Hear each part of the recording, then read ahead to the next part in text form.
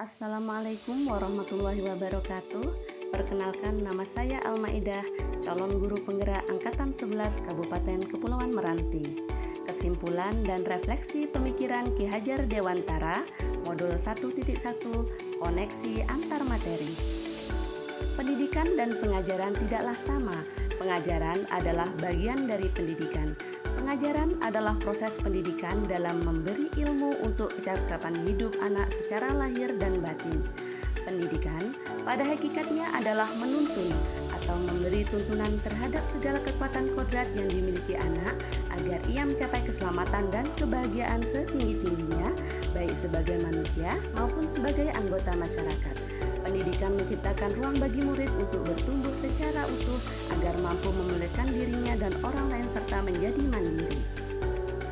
Sebelum mempelajari modul 1.1, pembelajaran yang saya lakukan, saya hanya mentransfer materi pelajaran saja.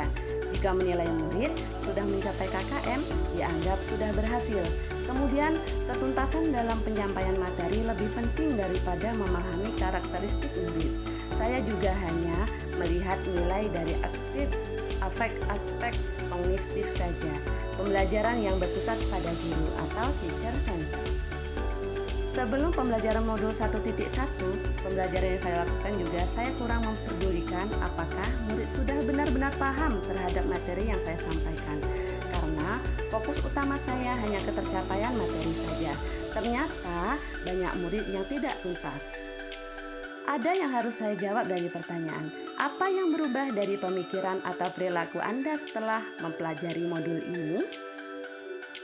Setelah mempelajari modul 1.1 tentang pemikiran Ki Hajar Dewantara, bahwa yang saya pikirkan dan yang saya lakukan selama ini tidak tepat. Seharusnya saya melakukan proses pembelajaran secara menyeluruh. Pada aspek pembelajaran tidak hanya kognitif saja, tapi afektif, psikomotor, spiritual, sosial, dan budaya juga harus dilakukan.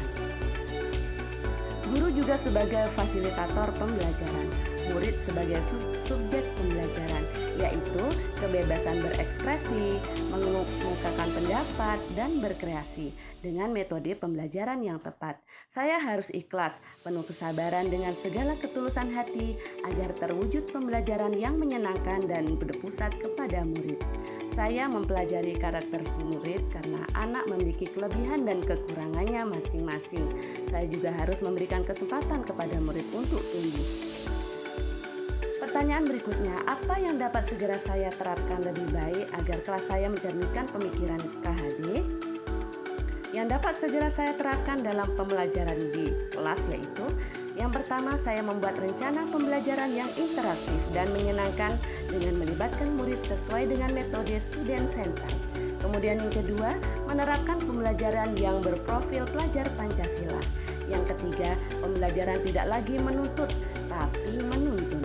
Yang keempat, mengenali karakteristik murid dengan berkomunikasi yang baik. Hanya itu saja yang dapat saya sampaikan. Terima kasih.